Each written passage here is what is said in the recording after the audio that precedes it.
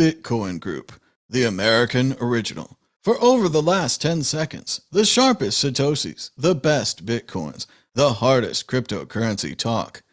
We'd like to welcome our panelists, Dan Eve, the Crypto Raptor. Hola, amigos. Rigel from Swan Bitcoin. Martine Wishmare from General Bytes. Howdy ho. Want to try Rigel again? Unmute this time. How's it going? Excellent. And I'm Thomas Hunt from the World Crypto Network. Moving on to issue one. Issue one. Bitcoin price is back above $30,000. But why? The media can't figure it out, but the price of Bitcoin just keeps rising. Could it be because of the Ethereum upgrade? Could it be because of the good news in the stock market? Or could it be something else?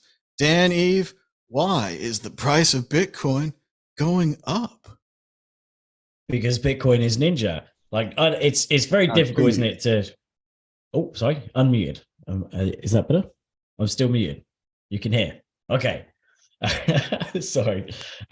Yeah. Look, the fact is that there's still so much instability with banks and uncertainty, and Bitcoin is, as the time goes on, Bitcoin becomes more of a certainty, especially as every time there's trouble with a bank, the people find out about Bitcoin, they hear about why Bitcoin is here, and about how it's trying to cut loose of or it is cutting loose of the helping people cut loose of the control of central banks. And so Bitcoin just does its thing. Obviously, we're just we've got the halvening coming up as well, so that's kind of we reached a huge low point or in December, November of 16K. So it seems like it's pretty much kind of it doesn't look like we're going to be going back there. So we can retrospectively say it could be this and that, but I think the hype is starting. The hype cycle is coming. There's even random news articles coming up from sources you wouldn't expect. It's saying explaining about the halvening, and this time they're not mocking it as much. It's more of they're taking some of these articles are taking more of an interesting talking point about why it's halving, and about going into the detail about the fact that there's scarcity in Bitcoin, which we don't have with central banks that can just print money off the cuff. Obviously, we've also got inflation as well, which is still pretty high in a lot of places. So that's another reason why Bitcoin is better to have than fiat money, because your fiat money is just devaluing all the time. So yeah, there's a whole plethora of issues, and it seems like it's resilient to all these crazy articles that are saying that Bitcoin, boils the oceans and yada yada yada. So that's the main thing, is that the kind of the positive information, and not just like skewed positive information, but actual information about the good reasons why Bitcoin is around. That's making more of a mark on people, rather than just all the negative kind of earth boiling kind of stories.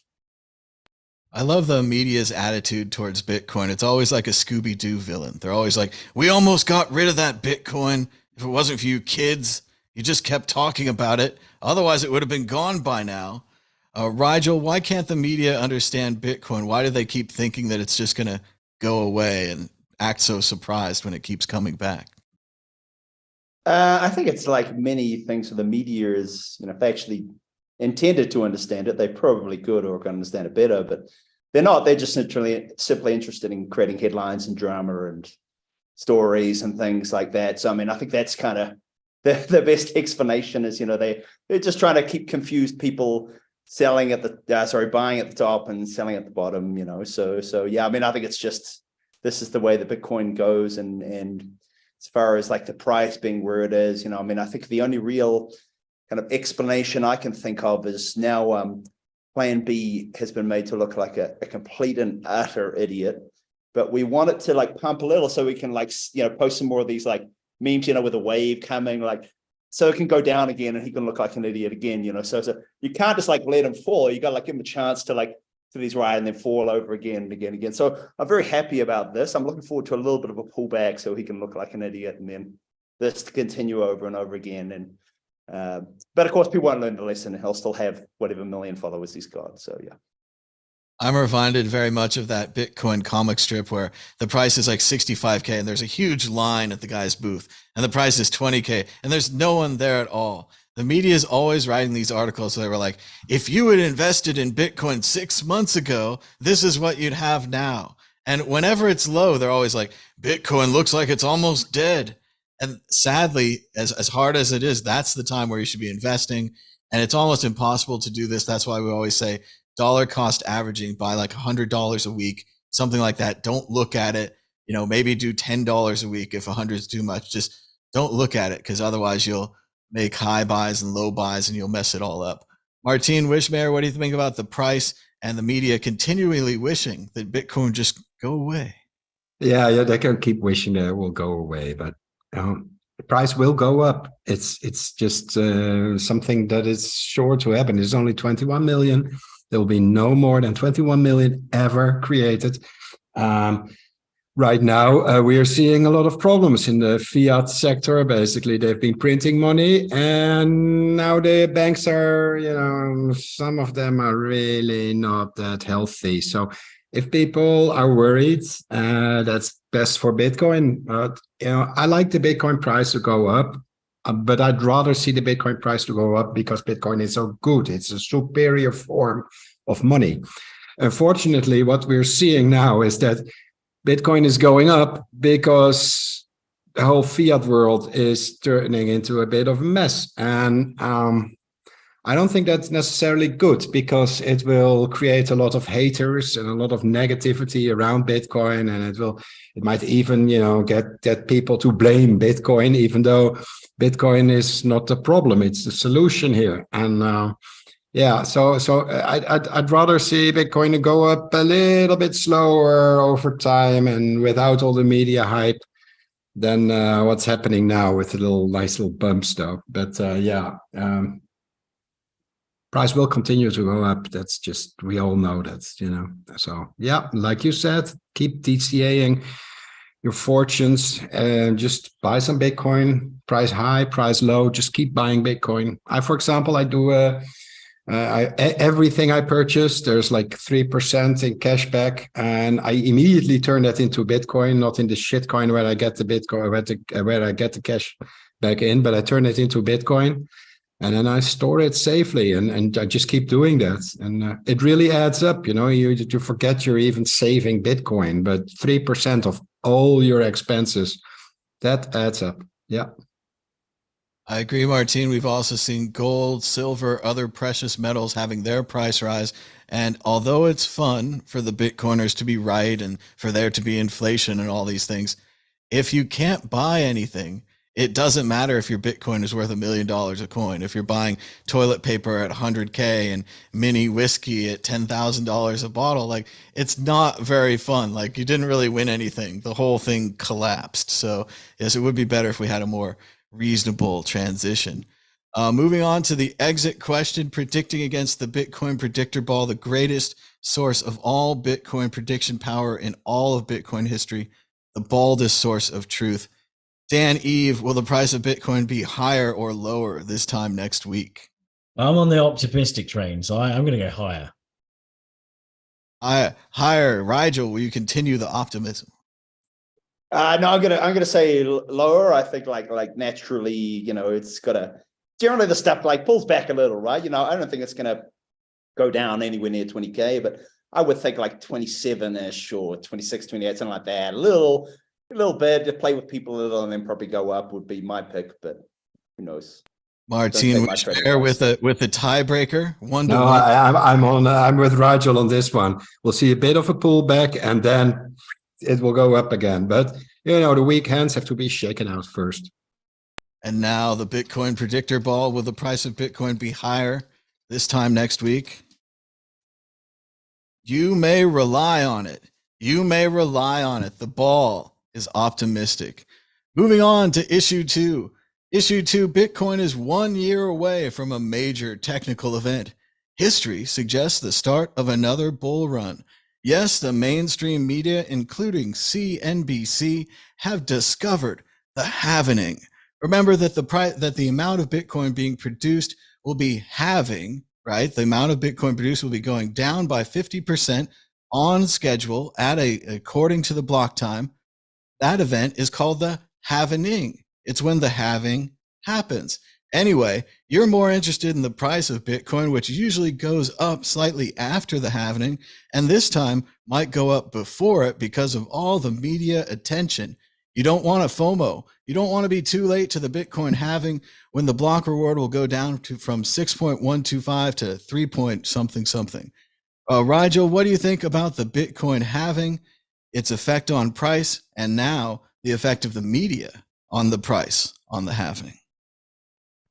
Well, I mean, I think like it's a pretty obvious thing, right? Like you cut the supply in half, and like sure, there's trading going on. Some of the demand is speculative, but there's a consistent, and you would probably think, growing desire for Bitcoin, right? There's probably a growing amount of people who are accumulating a small amount of their portfolio at the least, to hold as savings or whatever. So you would think, like simple terms, less Bitcoin equals price going up. But where I'm skeptical about this, and I think like there was a good tweet that John Cavallo posted today, which I very much agree with the sentiment, is like, there is not only 21 million Bitcoins, because, as long as you accept custodial services, trading, etc., obviously the amount of paper Bitcoin out there, liabilities for Bitcoin, is far in excess of 21 million, I would be certain by now. So, although the halving does affect things, I think it's a simple thinking, right, to believe that simply the price, the supply gets cut in half and the price goes up double. It'd be the simplest argument, right, or something like that. I don't think it really works out that way. I think in the very long term it will, but much longer than the cycle of the halving is all the fuckery that happens with paper Bitcoin, because most people are here to speculate, and they're not interested in holding it as a sovereign asset. And the moment that you give it to, like we saw very clearly with FTX's balance sheet at the end of it, I don't know if you saw how big the holdings and the liabilities were. I mean, this is happening, no doubt, on many, many other exchanges right now. And so, there can be less Bitcoin, but, what's actually traded and where the price is derived from, which is these exchanges, it's not based on actual Bitcoin holdings. It's based on paper Bitcoin. So I'm somewhat skeptical. I mean, I think it's a good narrative, and it, as I said, over time, you think that the tension will reach up such where those things blow up, or other things mean the price does go up. But I mean, I think as far as like, if you're just looking at very simple economic terms, I don't believe that's true. That's an oversimplification. At the very least, for the Bitcoin miners, the ones who rely on monthly payments to stay in business, the price would have to double. So we'll see how that sorts out. Some miners do have longer term plans, better financing. They can survive something like that. But at the very least, that is one note to track. Martin Wishmayer, what do you think? Is a paper Bitcoin going to affect the halvening? It might not happen this time. Will there be no Christmas? Absolutely. We keep repeating on this show, that people have to get their Bitcoin off exchanges, put it in their wallet, and only then it's your Bitcoin. Otherwise, it's not your Bitcoin. It's just some number on a balance sheet, and you don't even know whether it exists or not. And we've seen enough shitcoin casinos dabble in Bitcoin, and like Rigel said with the FTX story, and there's many more like it. Just don't trust. Get your Bitcoin off exchanges. Once you bought some, make sure you actually own the Bitcoin. And yes, I think it's really important. We can't keep it's almost to a point that it becomes boring to repeat, but we have to repeat to viewers out there, because every new cycle we see new Bitcoiners coming in, and they always make the same mistake. So go to reputable exchange and get your Bitcoin there, and then get it off there and get it into a hardware wallet. I'm not going to recommend, but we've recommended them in the past. So price will be affected, and there will be lots of tears once the whole thing comes tumbling down again. So get your Bitcoin in time and get it off the exchange. Sounds good. Not your keys, not your coin.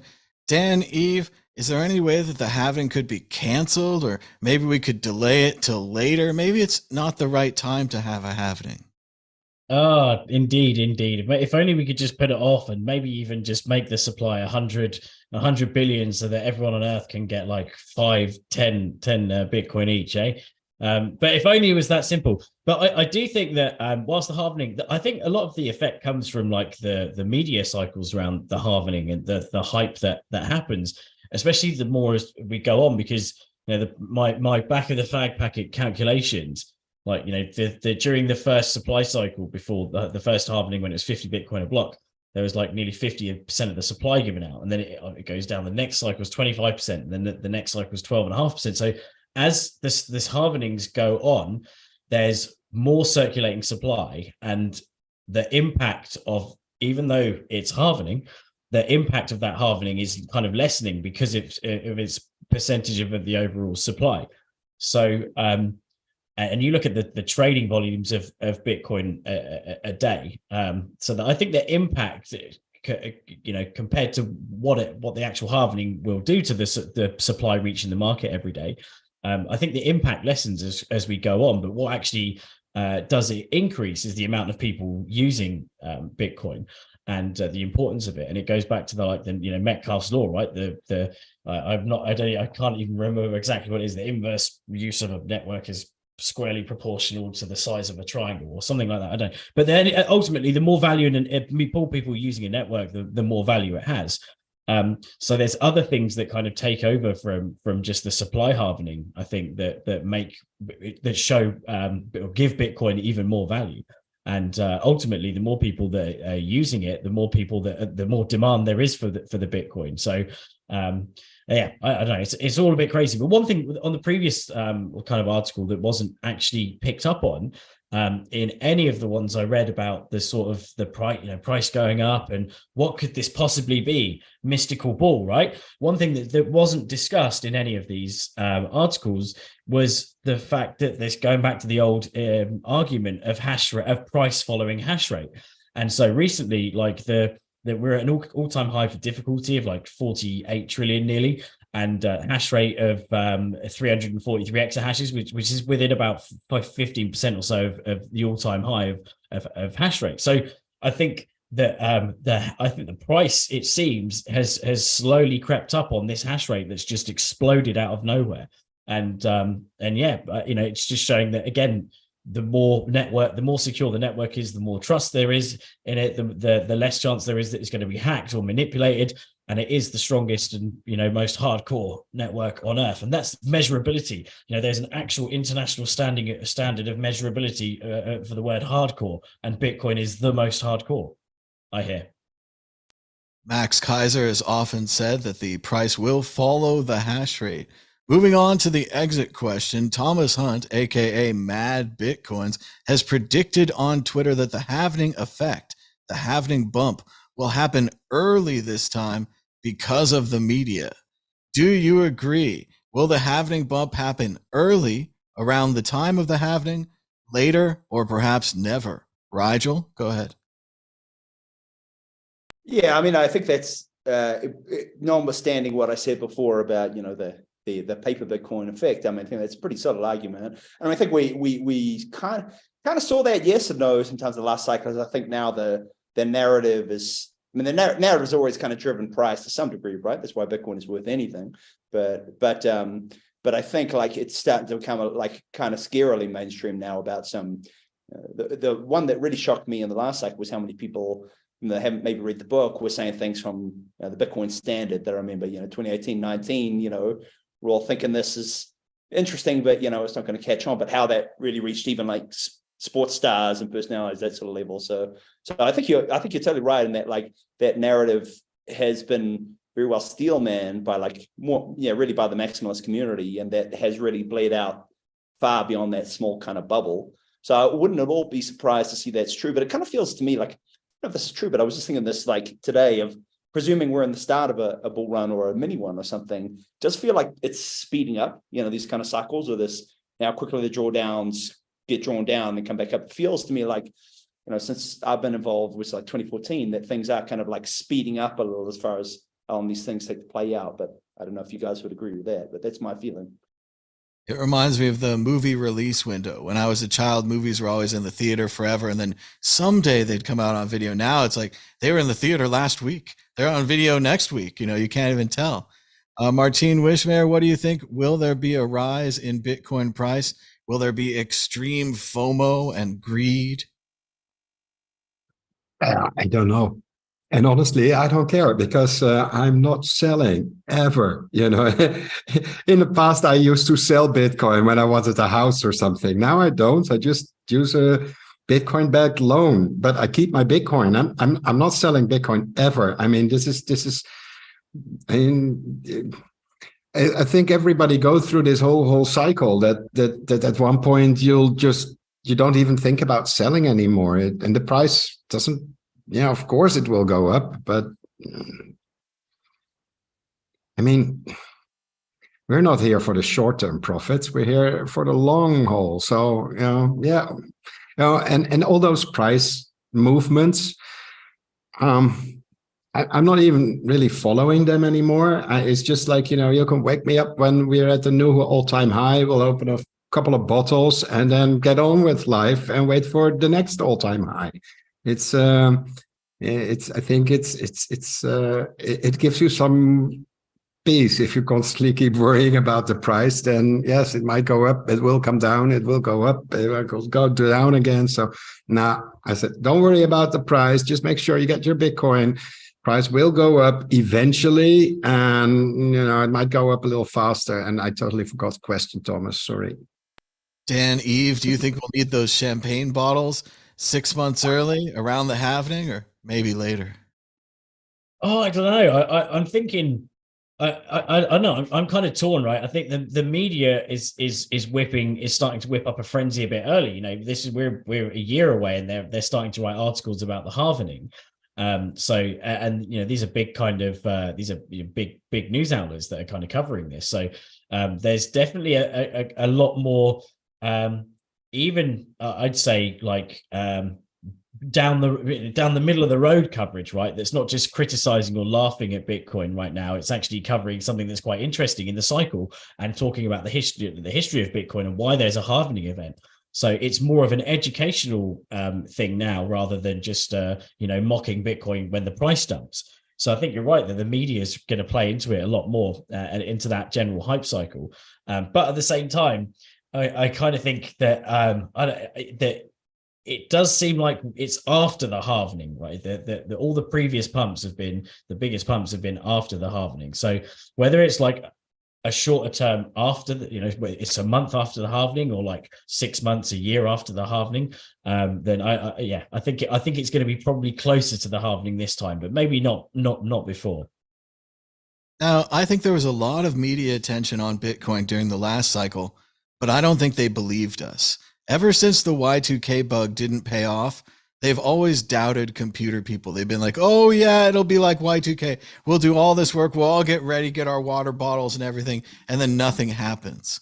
So when the last halvening came off without a stop, and when this halvening is going to come off without a stop, I think the media is paying attention. They're pumping it early. And it's mainly a matter of who you're competing with now.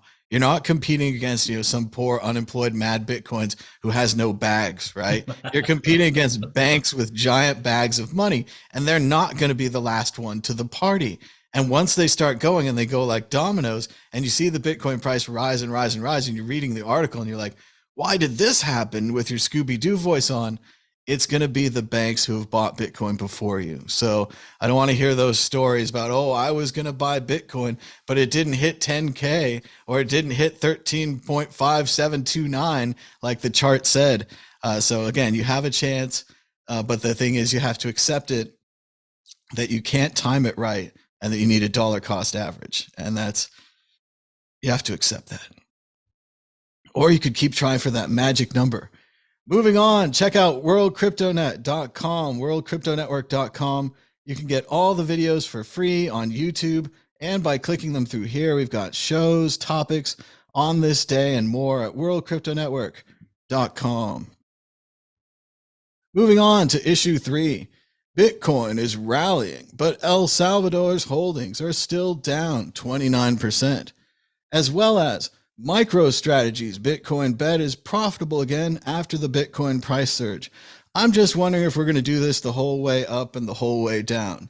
The media is constantly going to be reporting on El Salvador gaining or losing money, MicroStrategy gaining or losing money. I wish I had had the ability to buy into Bitcoin at a company size level or a country sized level. But it is interesting that the article writers and the reporters have nothing better to do than write these articles about the percentages and the headlines. Martine, what do you think about the focus of the media on these two major company sized and country sized Bitcoin bets? Well, if it works for Michael Saylor, it will work for you. But it's nice to throw around large numbers and be honest. Like 1 in 100 Bitcoins now in existence is owned by MicroStrategy. Everybody was like, laughing at El Salvador at the time, but I think their bet has paid off more or less. I don't know. I don't know exactly, but it's nice. People like to see numbers like a billion, gazillion, or whatever, Of course, I'm counting my Satoshis, but I'm still happy I count them every day. I just keep waiting for those articles where it's like, if you had bought 140,000 Bitcoin this time last year, like Michael Saylor did, you'd have this. Or if you had bought, whatever El Salvador bought, you'd have that. Like, they're just so into the large numbers. Dan, Eve, what do you think about these large Bitcoin bets? Yeah, and El Salvador was kind of seen as the test bed, weren't they? The first country that are adopting Bitcoin. And so all eyes on Bitcoin and El Salvador with their adoption, and the IMF have obviously have been itching to to tear them away from Bitcoin. Also the US as well, like relations were a bit strained. They were going to default on their bond. I'm not sure if I don't think they did in the end. They didn't. They didn't. There you go. It's starting. So things are starting to look a lot better now. When Bitcoin does pump, right, it's gonna look pretty good for El Salvador. He's going to come out and Nayib Bukele's going to come out on top on that one in terms of taking a gamble on Bitcoin, and IMF is going to end up with egg on their face big time, especially as they try to break El Salvador away from an asset that's actually going to save them ultimately. So I think it's a bet that seems to be paying off. But they are, both MicroStrategy and El Salvador are just used as like yardsticks, right? Because they're very public with what they're actually buying and what they're holding and what the prices are. When the price drops, it's like, is El Salvador gonna default? Is MicroStrategy gonna get margin called? And so we're just gonna see this all the way up until the journalists who wrote all these articles are just going to sit there huffing because MicroStrategy are going to be massively in the green and El Salvador are going to be gold plating their volcano and all sorts. So I think fair play to him. Michael Saylor took a huge gamble with his company, and obviously he ended up having to step down as CEO. So these are a lot of big things happening. It wasn't just a case of buying some Bitcoin, and sitting on it from your savings. These were very, very big bets that seem to be paying off right now. And there is going to be a drop. And these articles, eventually there'll be a bit of a pump, maybe a bit more before it drops. But there'll be a point where it drops again, and you'll hear will it go down to the MicroStrategy liquidation level? Will El Salvador have to be bailed out by the IMF with egg on their faces? But no, ultimately the egg is going to be on the faces of the no coiners. I do think it's funny. We normally think of Bitcoin at a household level where you're like, oh, it went up a little bit. I can buy groceries, or maybe I can get a nicer car. But for someone like Bukele or MicroStrategy, it goes up a little bit. They could build a car factory. They could buy everybody breakfast. I mean, it's guacamole for the whole country. It's that kind of celebration. Champagne for everyone. Exactly. They got tons of bottles on reserve. Rigel, what do you think about these big Bitcoin bets and why the media and I guess us are so fascinated by them? Yeah, I mean, I think these two people are not people I want to be holding a large amount of Bitcoin, to be quite honest with you, companies or countries, But I mean, this is inevitable, right? Of course, at some point the penny is going to drop, and people with access to large amount of money, which, is generally not going to be individuals, it's going to be companies, countries, etc., are going to buy Bitcoin. So, you can dislike it as much as you can, but this is inevitable, But I think, as you guys touched on as well, though, as much as you might not like it, or maybe if you look at the greater scheme of things, it's not the best dynamic. I mean, it is exactly as you're saying, part of this, as much as you might not like it or hate it or whatever, part of the way that the adoption grows, and a lot of people got in as they heard about the price, right? And they heard about, they read about a news story and things that generate headlines, even though a lot of it is clickbaity garbage or whatever, the fact is that it gets people's attention. And in the world we live in today, it is an attention war. And these things, they create attention, but also they give it a degree of credibility, right? This isn't just some crazy poker guy, buying a ton of, well, I might call Michael Saylor a little bit there. But some crazy individual, but like this is a company, this is a country buying. It gives it a degree of credibility, which makes people sit up and think, hey, these guys are doing it. There must be something here I'm missing, because I don't own Bitcoin yet. I don't see why I would.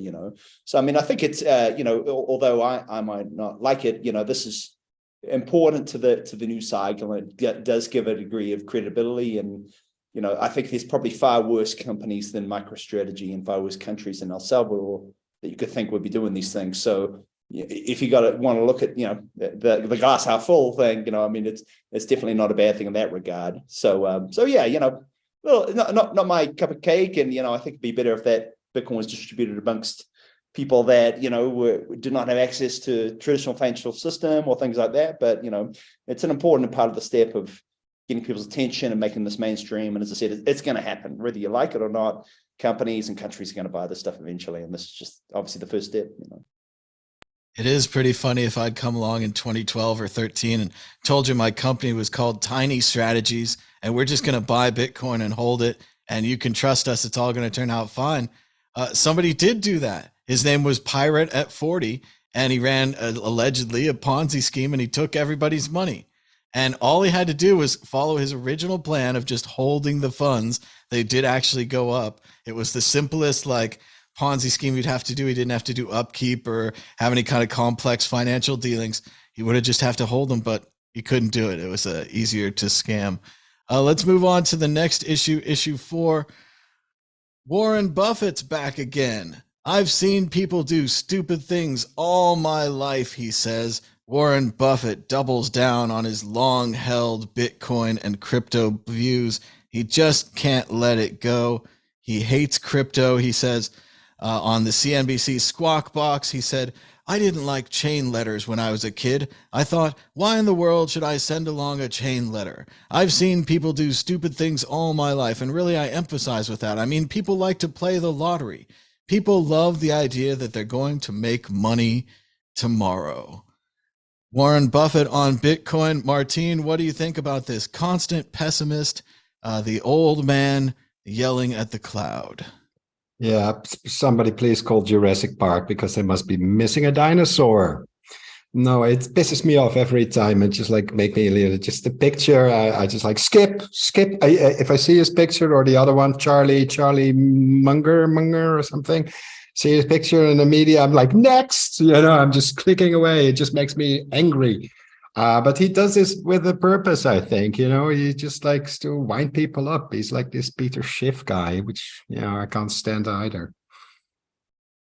It drives me crazy every time too, because you expect him as a person that went against the market, a person who chose his own way, did these unconventional investments and made all this money. You expect him at the very least to say, hey, I don't know anything about computers. Maybe I shouldn't say anything. Like, the smartest thing in this step is not to say anything. And instead, he just keeps opening his mouth and digging it deeper and deeper. And it's almost a bit of a vendetta. Maybe he just doesn't like it because he doesn't understand it. Dan, Eve, what do you think about our good pal Warren Buffett weighing in again on Bitcoin? I actually, so Peter Schiff, I actually kind of like him, because you can almost tell in all of his tweets that he either has loads of Bitcoin, but he just has to pretend he doesn't, because he's also got loads of gold businesses, right? So he doesn't want to duff on gold and say Bitcoin's better. So he's it's almost like I can imagine him writing his tweets oh, Bitcoin's so bad, and and he's writing it, but thinking, oh, it is pretty good, and I do own a lot of it. I don't want to say anything too negative because I don't want to dump the price. Whereas Warren Buffett, he obviously has a thing about. He said he didn't like tech stocks, but then he started buying Apple and stuff. He was originally a tech stock hater because he didn't understand it. Now the thing is, with someone like that, And I'm sure there's a lot more skill to it than there is, in terms of investment management and stuff. But I think when you get to a certain level, when you are rubbing shoulders with all the people that are making decisions, it becomes less about skill and more about who's making a decision. And I think that there's around the world, there's lots of examples of this, of politicians who are on, a couple of 100,000, yet are worth hundreds of millions of dollars. And that was their only job, right? Like they're with the people that are making decisions that happen in every government all around the world. And if you're at this guy's level and you're rubbing shoulders with giants, who's going to be making the decisions. You can make investments that are going to pan out well because of regulation that's going to suddenly go your way. Like it's kind of, I don't know. So I'm not taking away from the fact that he's obviously probably very skillful and he's the one known as the best investor ever. But I still think that there's probably a bit less of it than skill than people actually think. It's more about just information and finding out about what regulations can we go in what way, and also things like, if you're like chatting to like the owners of a company, you have a better idea of potentially their how their stock is doing, as in selling their stock, as in their literal, whatever product it is, how many units they're selling of it than Joe Blogg. So you can be like, well, sounds like they're doing pretty good. I can actually buy some of this stock before they, release their year-end results or whatever. I don't know. Maybe it seems like there's kind of a lot of that going on. And as much as there's regulation to stop insider trading and whatever, there's very clearly a lot of insider trading happening. So yeah, fuck him. He's just a crazy old dude. Him and Turtle Face. The guy literally just looks like his head, Charlie Munger. Now, I shouldn't say that because but he does look like a bit like a turtle, right? He looks like an old turtle, like a Disney turtle that's like hobbling along, going, oh, the Bitcoin. Oh, no, stay away from the Bitcoin. Well, you know how the old saying goes. If you're looking for computer advice, always talk to the oldest man in the room. Oldest man in the room. Rigel, what do you think about Warren Buffett and his unusual views about Bitcoin? Well, I disagree with what you just said, Dan, in the terms of seen as this great investor or whatever. And well, clearly no. I mean, the guy's job is to make money, right? It's not to make the world a better place. This is stuff. His job is to make money, right? That's what he does, is take some money, bet on a thing which is going to make more money, and then sell at the time when it's worth more than it was, right? And so clearly he's wrong. There's nothing more to say on the matter, right? He's been talking about Bitcoin when it's far lower price than it is now. He's had plenty of opportunities, and as I said, I wouldn't at all be surprised if he is buying and trading the space. But I mean, clearly, he's just shit at his job, man. Here's the asset that has gone up more than almost anything, and he has refused to buy it out of this dogged old man, grandpa, misunderstand the technology, and now he is poorer than he could have been for it, and so I think it's as simple as that. I mean, dude, the guy, here's this guy who's a export, he went heavy into airlines and late 2019, start of 2020, this is the game, dude, maybe that was you could have said that was based on solid understanding, but you made a bet and you fucking lost, man. And here he is making one again and doubling down over and over and over. Maybe you should just say something like, I don't understand it. And clearly, I don't understand it. It makes sense to me, but it's going up. So this is just something I probably shouldn't talk about. Or, if you were to ask me about, I don't know, real estate and Eastern Czechoslovakia, I don't know, something like that. I don't know the market, I'm just what am I going to say? Oh, I don't think it's a good, I don't know, would be my answer, right? I can't talk on that topic compared to someone that's an expert. That's what the guy should say. But he's just running his mouth on stuff that he clearly doesn't understand. And so obviously there's an agenda whether that is, getting headlines or whether, he is trading against it or secretly trying to, push it down and buy more. I don't know. But someone who's a smart, all these smart things just says, I don't understand it or it's not for me, rather than having this loud opinion on thing where he's clearly wrong repeatedly. So it reminds me of a lot of some of my friends where once they're locked into the, I don't buy Bitcoin, I'm not into that narrative, even if it goes up for years and years and years, and you could have just put your 1,000 in and with no effort, it would have been 1,200, 1,600, back to 1,200. Maybe it goes up again. And they just have to sit on it and hold it. And you see this year, it goes up, I don't know, 83% in the first three or 4 months. And they're like, yeah, I think I should sell. It's like, no, you're not getting what's happened. And it's just, I think this negative mindset gets locked in, and Warren Buffett just doesn't believe in it. And he's like, that's part of my core. And every once in a while I go out and express that. And the rest of us just have to deal with it while it keeps going up. And like Rigel said, anyone else would have just surrendered and said, okay, I'm gonna put a couple of grand into this and put my exploratory money in, whatever it is, and see what happens. And if it goes up and you're supposed to make money, that's your job, like Warren Buffett, you should be happy. You're making money. It's all going fine. Moving on to issue 5, the New York Times skewed Bitcoin mining expose allegedly reveals blatant bias. A new hit piece from the New York Times allegedly has a cloudy sky added in by the paper of record, as well as other features that have driven Bitcoiners mad with anger as Bitcoin is blamed for destroying the environment. Let's go to Rigel first. What do you think about the New York Times and Coinbase's very long and very animated response to it? Well, I mean, probably start, I should say, I didn't read either, because, I think both of these are a waste of time in the sense of, I mean, here is my argument about this kind of stuff. And I think there are some good counterpoints to this particular take that have come out, but I have an even higher arching one, which I don't see a lot of people talking about, which is, yes, Bitcoin is wasteful, and that's by design, it's wasteful, because that's the whole idea behind the stuff. Like, the whole idea of proof of work is that no one gets an advantage, right? And so the only way that you can do that is by, burning money or burning resources, right? It's the only way you get that. Like, people say, oh, it's a waste of energy. Well, like, do you remember back in the day, CureCoin? That thing where they're like, the proof of work is like folding proteins to solve, the idea was I remember. Yeah. There was another one, right? Another one, I can't remember. But like, the idea was like, why waste all these, hashing power? We could be putting this energy to something good, right? Like making a good use of energy, which is really what this article is arguing, is that it's a waste of energy, right? As if such a term could exist, right? Totally subjective. But I mean, I think like that example is a relatively good one of how you could like frame. That's about the best Steelman argument. It's like, you're running computer cycles for nothing, solving meaningless problems. Let's devote those to ones that have a thing, like folding proteins for cancer, right? But what do you think happens in that world? Well, the person that owns a protein folding cancer research company has an unfair advantage where they can run a mining operation at a massive loss and subsidize that loss by the benefit of that those hashes for their business. And so that means that the money supply is controlled by cancer research companies in this example, right? So you have to have a system where energy is wasted, and that, no one can get a leg up or an advantage apart from maybe getting access to cheaper electricity. And, I don't really think there's a solution to that problem.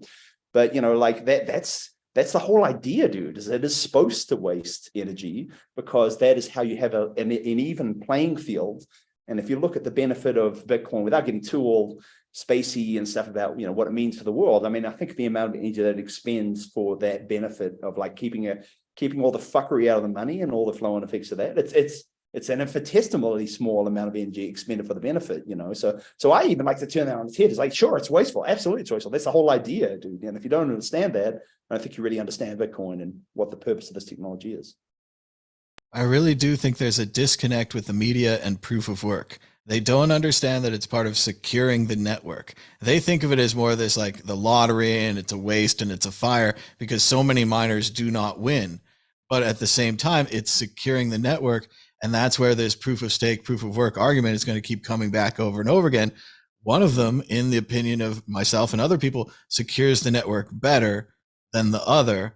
And that argument is going to keep happening. And one of them centralizes the network, which is also a big problem that we're going to see. And, they have an interesting solution with Ethereum, getting the money out there, spreading it out so that it's not centralized and united. But at the end of the day, will proof of stake cause that money to reunite into these large accounts that then control the network? Martine Wishmayer, what do you think about the New York Times and the argument against proof of work, basically? Yeah, not specific for the New York Times, but usually if people can't see the value of Bitcoin, then they'll call it waste. It's just like, if you don't play your PlayStation or you don't like playing video games, then all the energy used by video games is wasteful. I think it shows that they really don't see the value of Bitcoin more than anything else. That's, yeah, I don't know any other reason, or they have a hidden agenda. They're sponsored by the bankers. That's also another comparison that they don't make. We had that study that came out a while ago by one of the Bitcoin exchanges that said that, shockingly, and I know they never talk about this in the New York Times, but all those buildings, all those tellers, all those armored cars, all the ATM machines, that uses a lot of power too. And that's never taken into comparison. That uses about 5 times the power of Bitcoin, although I'm sure we'll get there. Dan, Eve, what do you think? Go ahead. Also, not just sponsored attacks from the banks, but I think, dare I say it, since Ethereum went proof of stake, there's been a lot of, Ethereum is environmentally friendly. This Bitcoin, isn't it, just boils the ocean and kills the whales and all this stuff. But as predicted on this show, as predicted. Yeah, for sure. It's just another big green stick to hit Bitcoin with. But yeah, that article is just like, it's just kind of a bit crazy, isn't it? Like the way it obviously attacked Bitcoin specifically. They don't, they could go into more detail. So they mentioned about the load balancing incentives of overloading the Texan electric network, and that these companies can go take their miners offline, and they get money back from the state so that the electricity can go elsewhere. There must be other examples of other companies that had to take their whatever electronics offline. It wasn't even mentioned. So they used this little stick as to beat Bitcoin with, when Bitcoin is not the only company that had to sacrifice its electricity to help the rest of the network. But that's the whole point of it being on there, because it's subsidizing the electricity that's not being used, and then therefore when the network needs more electricity, the miners go down and they get compensated for that. Like, that's literally the whole point of it. There's other companies using it that none of that's mentioned. There's obviously the doctored images, and there was quite a scathing takedown of like the photography, about how someone called Rory Highside on Twitter said about he did like color analysis showing that there's zero color information below 80. That's not just a low amount of color, but zero color. But so they've literally added an effect to make it look like the Bitcoin mine's producing all this fog. Whoa, like that. It's the great smog of Texas. Whoa, the clouds are forming, and which is just obviously horse crap, because Bitcoin miners don't produce any form of CO2, so you just have to be critical with. It's the same principle as going, and we've said this before about, electric cars. Well, electric cars don't produce emissions, but they still use electricity from places that use that have emissions. Some of them, depending if they're not renewable. So, but no one's attacking these particular things. It's just it's just an attack on Bitcoin. There's plenty of industries that we would see as Bitcoiners that we would see as wasteful, or what's the point in even having it, right? And so but we're not sort of moaning about it, right? We're not going, oh, look at the smog that's being created from, I don't know, PlayStations being left online or whatever. So it's just the same arguments over and over again. And the one of my favorite parts, as this article pointed out, was that about their kind of they were like blaming BitDeer. They were making the phrases they were using like blaming BitDeer for driving out the aluminium smelter and removing all the jobs going. They took our jobs, that bit was nothing to do with the Bitcoin mine. It was 10 years ago, which was before the Bitcoin mine started. So again, all of it's phrased as a setup to try to make the Bitcoin look bad. And they obviously did a lot of research, but they cherry picked all their data so badly that it was just a clear attack on Bitcoin. And the summary, I think they put at the end of the article about putting immense pressure on the power grid is another way of saying buying lots of power, right? That's literally it. They literally are buying the power. They're not putting pressure on it. They're buying the power and using it. They're finding novel ways to profit. Is buying power is another way of saying running a business that uses electricity to operate and that participates in the energy market. So I think there's a really well-written article that sort of counters the New York Times on. But yeah, it's just crazy that it can be so biased and so blatantly biased, and that's just a thing, right? Journalism, just I don't know, just see every source you read now, it's either one or another. It's very rare that you see a nice balanced article with actual logical arguments on either side. You just see attack, and it's not just in Bitcoin, it's in everything, right? It's just a very sad state of affairs, and you could just be so polarized by sticking to a few sources, but as soon as you open your eyes up to different sources, some of it's absolute crap, some of it's not. You get a more balanced view, and then you can make a better judgment rather than just reading one article that literally doctors their images to make it look like the Great Smog of Texas. Well, I wasn't so mad about this article as maybe some of the other Bitcoiners. And I think that's good. I think a lot of the Bitcoiners are predisposed to kind of dislike the New York Times and the mainstream media. So they get really excited when it happens to be them writing about Bitcoin. But I think the best part about this is how strong Bitcoin's defense mechanism has got. I wasn't too cued into it. I didn't really care, but there are hundreds of other people who cared a whole bunch, and they went to all the forums and they told everybody, and they got this big article written in Coindesk, and it's kind of a sprawling article, could use some editing itself. But they try to take down every point that those nasty New York Timers did at us Bitcoiners. And I think that's great. I think there's such a strong ecosystem that I don't have to be involved, and that other people can just handle it, and that Bitcoin's huge now. And it's obvious. Again, I agree with the panel. I was not at all surprised by the article. We predicted it here. We discussed it before it happened, and to see it happen afterwards is like, once again, it's more of this. When Bitcoin's low, they tell you not to buy it, and they get all these environmental articles and all this other fun. When Bitcoin's really high, they're going to be like, wow, Bitcoin's amazing. It can do all these things. If only you'd bought it when we told you not to. But let's keep moving. We're running out of time. We got one more issue. It's one of my favorites, called Issue 6. Goblintown creator trashes NFT artwork, disables trading in royalties stand. It was just about a year ago that Goblintown started to take over my NFT Twitter. Everyone was changing their faces to a nice, fun, green, animated goblin picture, and they were all in the latest club. Now, Goblintown is upset that they're not going to get their royalties. When the goblin pieces trade from one account to another, the marketplaces have decided to only protect 0.5% of the creator's royalty rather than their preferred perhaps 5 or even 10%, whatever they set before. The Goblintown creator and company, or whatever they are changing all of the pictures of the goblins to an animated middle finger with other middle fingers growing off of it. They're also changing the text of the NFTs. Martine Wishmayer, what do you think about this rug pull of rug pulls, the anger of Goblintown? I don't know. I'm not really into NFTs, but I do have a question. Are those middle fingers considered art or not? We'll find out on the open market. It's certainly terrible. They're being genericized. If you had a middle finger with a hat on it and I had a middle finger with a cigar, maybe we'd have something. But they are wiping out all of the unique artwork. I think it's brilliant. It shows that it's just not so permanent and great as they claimed it would be. I mean, I never liked the goblins to begin with. So, the suckers that bought it, good luck for them. Yeah, sorry, they should have bought Bitcoin instead.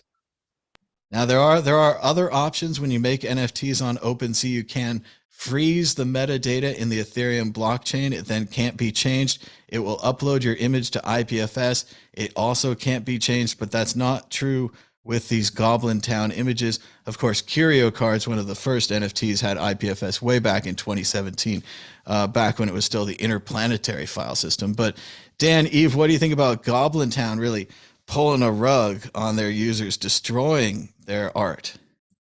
Well, I wasn't into the goblins, and I just actually the first time I've even heard of them. But it does kind of shine a light on how undecentralized some of this is, right? Like the fact that the image that you bought can just be changed. Like that's pretty embarrassing for NFTs in general, right?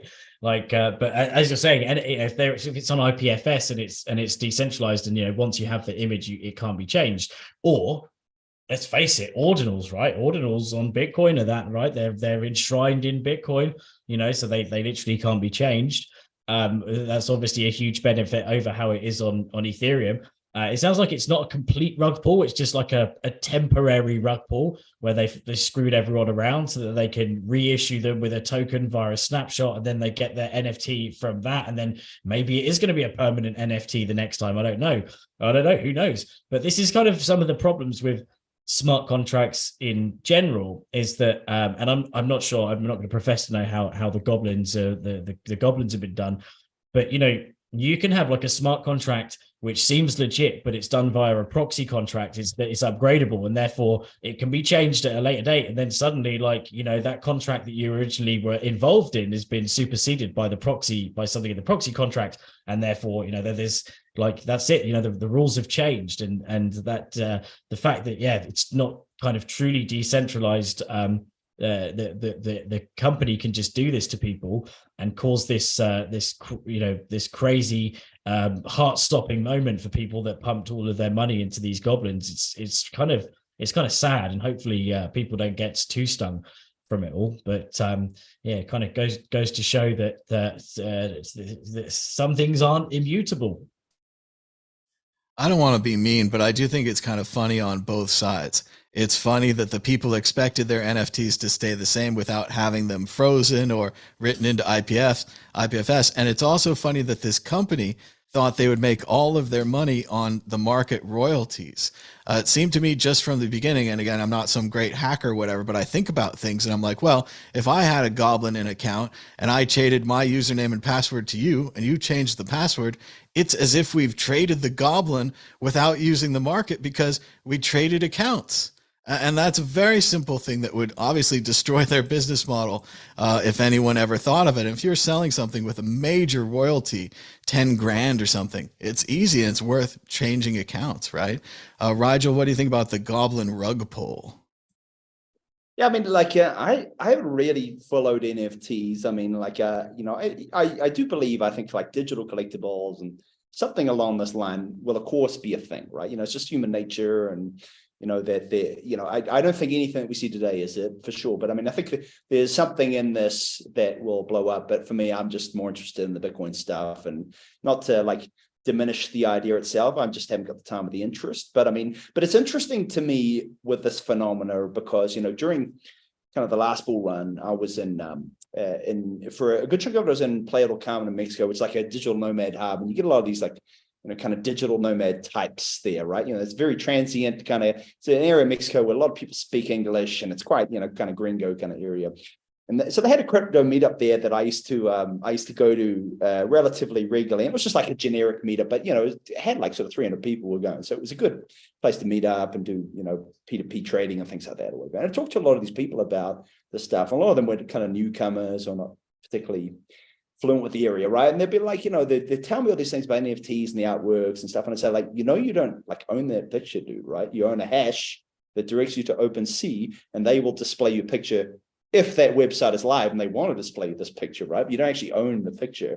And it's amazing how many people that just blew their mind. They hadn't even thought about it, they haven't even looked into it, but they had all these things to say about decentralization and artist royalties. And I think this is exactly as you're saying, is, the idea is a noble one, right? Is that, there's the digital realm opens up all these areas for artistic expression, and also some ways that, perhaps it might break the broken or the change model about artist remuneration, which we have as a result of the digital age, right? But a lot of these people, they're not really interested in that. They just see money and they see a way to trade things, and that's all they give a fuck about, and that's all this is built about. And this kind of unhappiness, I think, on both sides is a thing of, on one hand, some guy thought they were creating an artwork thing not because they liked it, but because they were expecting to get a financial gain out of it.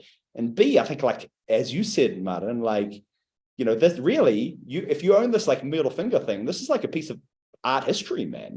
This is an NFT. This is a very nascent form of art, right? Which I think will eventually all evolve to something which a majority of people would find interesting and worthy of some degree of money. And this is a little piece of just if you had one of these Bored Apes or these crypto punk things, right? It's a historical artwork which I think will have some value because of its place. And, and this is a part of the story, right?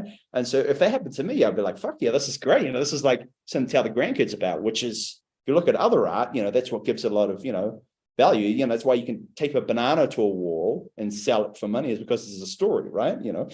But the fact that, these people don't even see that just says, this is nothing to do with art. It's just people trying to, it's the same thing as altcoins, but an even smarter, more nefarious way of the same thing of like create a bullshit narrative, flip it off for money, and then get out of there before it all blows up in a ball of flames and don't be the last one holding the bag. And that's really what all this shit is. I think this is a great example of it, so it just goes to show how much of a scam the whole NFT space is when you see things like this, which really should neither of these two sides should be unhappy with what's happened, but they are, because obviously they were just expecting to make money rather than like they're interested in the art. So yeah.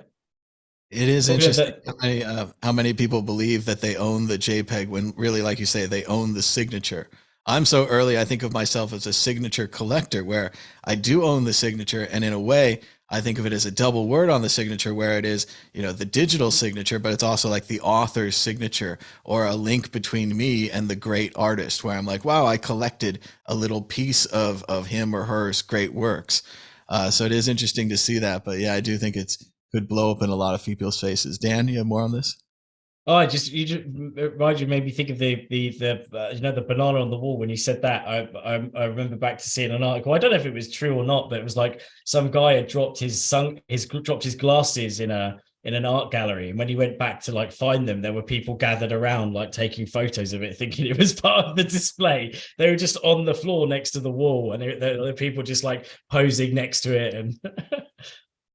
Incredible. I don't remember if it was Eric Andre or the Ali G guy, but he had an art gallery where he'd set it up and he went in and like smashed a piece and like went all over it, and everyone's like, oh no, and they're like, oh no, it's part of the act. Like he rigged the whole thing. So art is fun, and now you guys have got me thinking I need to buy one of these Goblintowns if they hit the market, so I could get my hands on this amazing middle finger design that they've come up with. But will be interesting to see how it all sorts out. We're running out of time. Dan, are you ready with a prediction or a story of the week? Go ahead. But my story of the week, the work that I cannot speak of just hit milestones. So that's I'm just really happy about that, but I can't say anything more. And then also it's my son's first birthday, which was really cool this week. So yeah, nice wholesome week for me. Oh, happy birthday to Dan's little one. Rigel, do you have a prediction or a story of the week? Go ahead. Bro, on the spot here. No, not really. I guess my only prediction will be that Plan B will make a price prediction of the things going up at absolute the worst time, and will be made to look like a fall again. But no one will remember, and its follow account will continue going up. That would be my prediction. I've seen it with these price predictor guys. They always say that it's going up, but it might go down. It's going down. Just delete it if it doesn't work out. Yeah, that works great. You're always right every time. Martin Wishmayer, prediction or a story of the week? Go ahead. Story of the week. I will be attending the Bitcoin 2023 in Miami. I think that's in about a month or so. So I hope to see you all there. And it's going to be really busy. So just drop me a line if you want to meet up, because otherwise agenda full is agenda full. But it's going to be fantastic. No music festival this year, but most Bitcoiners aren't really great dancers anyway. So it's going to be great. It's going to be lots of Bitcoiners. Everybody's going to be here. I don't know, Rigel, about Swan Bitcoin. Last year, they had these flight suits, didn't they? That like flight suits, and they were walking around. That was like pretty cool. I think it was one of the cleverest marketing things I've seen. Instead of getting a booth, you just have your guys all wear the same suit or whatever it is. Absolutely. We'll see all around. How much one of those booths cost? I think it's a smart. The boots are expensive, but the ATMs are heavy, and I can't hold them or put them on wheels. Maybe I should put them on wheels and just reel them in. But no, we have a small booth or a medium booth. I don't know. So drop by the booth, say hi.